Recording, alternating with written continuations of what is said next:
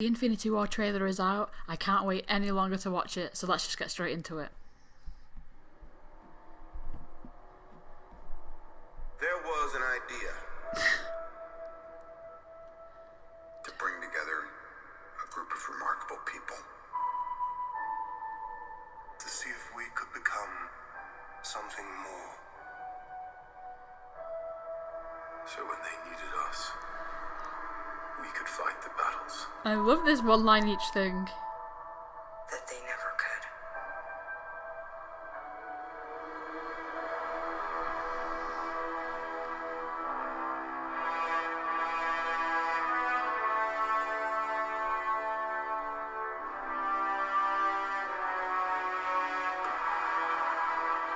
In time, you will know what it's like to lose. To feel so desperately that you're right. Spidey senses? Fail all the same. What is that? Dread it. Run from it. Loki. Destiny still arrives. Of course he took the Tesseract.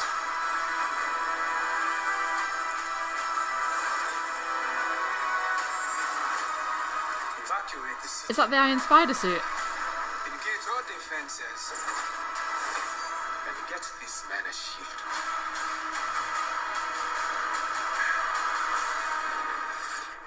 Hulkbuster?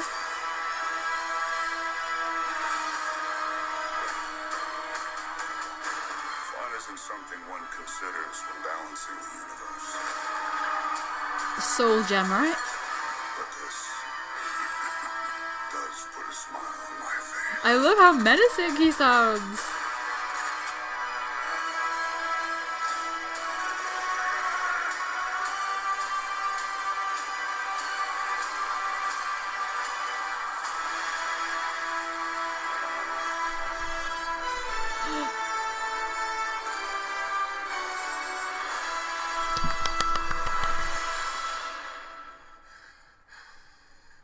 Who the hell are you guys?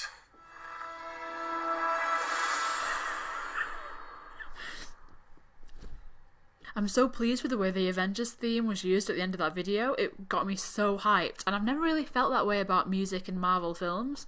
Well, score music anyway. Scores form like a major part of my music tastes, so it's always been a shame that kind of the Marvel films have never really pushed the boundaries a bit, but I've got to admit that Avengers theme was so exciting right at the end of there, and it's just so epic, and it was just used in the perfect way. That is the way that piece of music is meant to be used. It's so epic, and it's going alongside what's clearly going to be an epic film.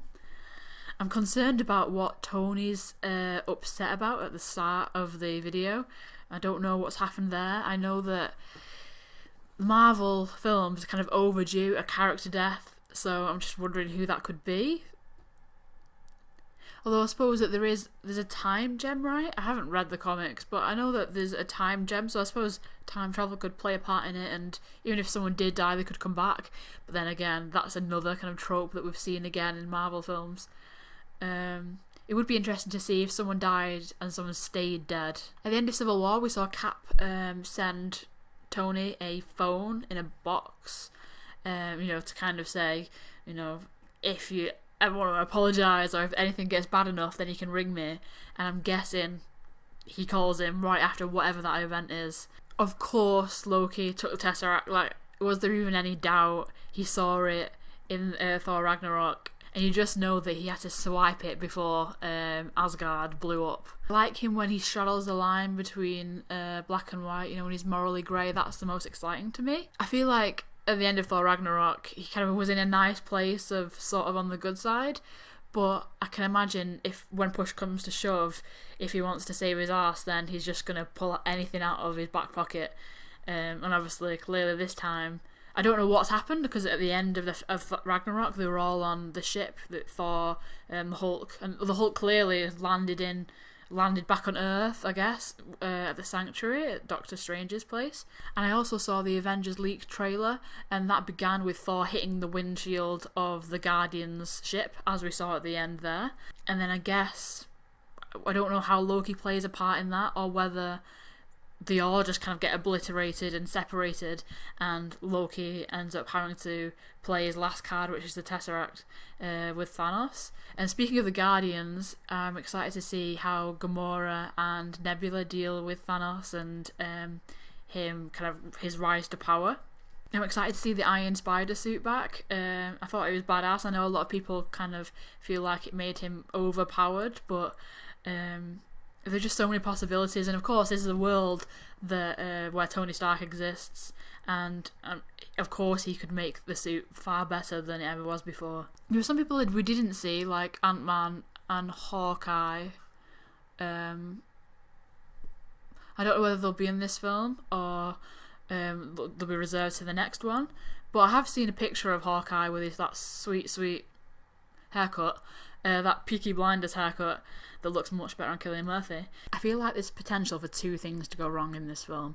One is that the cast is massive, and that might dilute the potential for kind of interesting and complex character acts. I'd much prefer a smaller cast and more interesting, interactions and development. However, I'm really excited to see various characters meet, like Tony Stark and Doctor Strange. I'm excited for their snark. I feel like they're both cut from the same cloth, and the witty repartee, I'm sure, is going to be amazing. Also, I'd like to see Doctor Strange and Spider-Man meet. I feel like they're kind of polar opposites, and I can just imagine Peter Parker just asking loads of questions and irritating Doctor Strange, and then Doctor Strange just sending him to another plane of reality.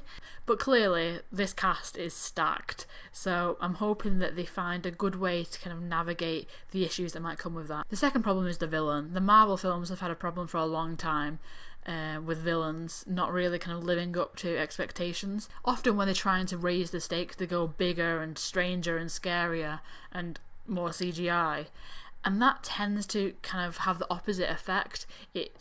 Doesn't mean anything. It places a barrier between the audience and the character.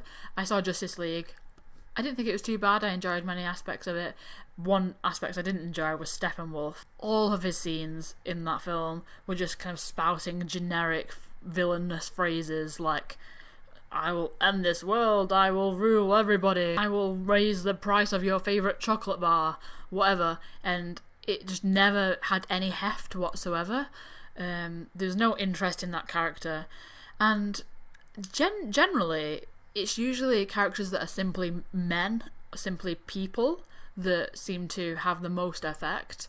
I mean, the most popular villain really so far in the Marvel films is Loki, and despite the fact that he's a god, I think it's more the kind of Shakespearean situation between him and his brother, the feeling of inferiority and his weaknesses that make him interesting and make him appealing to people watching. So the idea of like Thanos, who looks like a big creepy wrinkly purple blue thing with wearing a magic glove, I'm not yet convinced. However, he did sound super malevolent in that trailer, and maybe there's some kind of mocap situation going on with Josh Brolin.